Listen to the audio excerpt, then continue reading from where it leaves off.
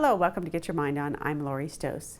As companies continue to think about what they can do to gain competitive advantage, one thing they've been spending time on thinking about is the intelligence of the organization and the people within the organization. So is that intelligence come from an emotional side or an intellectual side? So we've been having this debate about IQ versus EQ.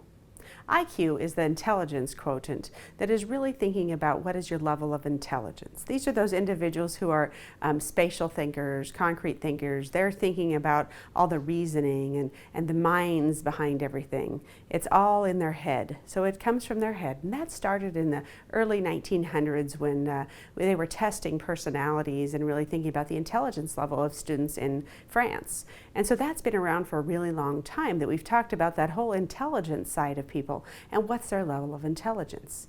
And why that's important in business these days is we think about what are those ideas, what are those people who have that intelligence to think about what works. It's kind of that deep thinking side of the intelligence of what we can do with our business and how things can, the product we might make or create, or those great ideas behind it.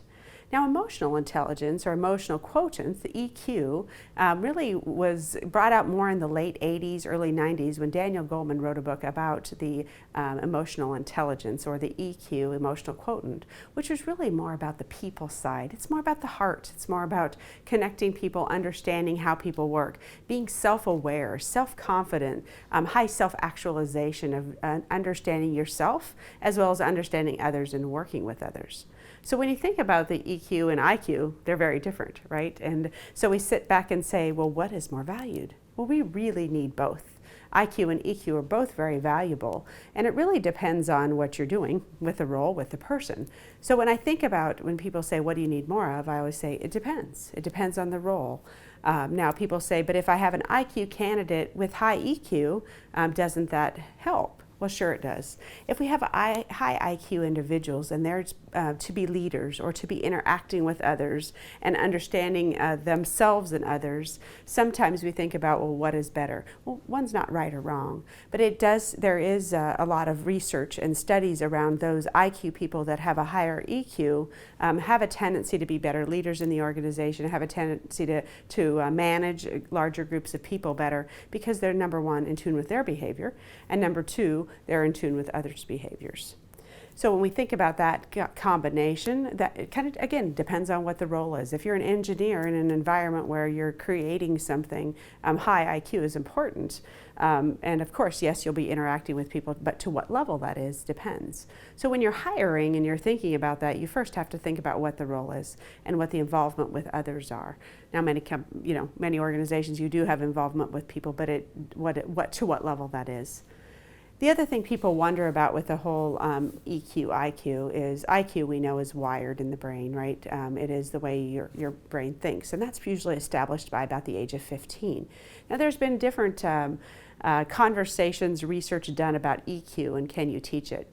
Now personally, with my study around talent, I feel like there's a lot of EQ you can't teach in terms of if you're naturally that wired emotionally or not. No, you're not. You've been that way since you've been 15 or younger as well. But what you can teach about the EQ component is self-awareness.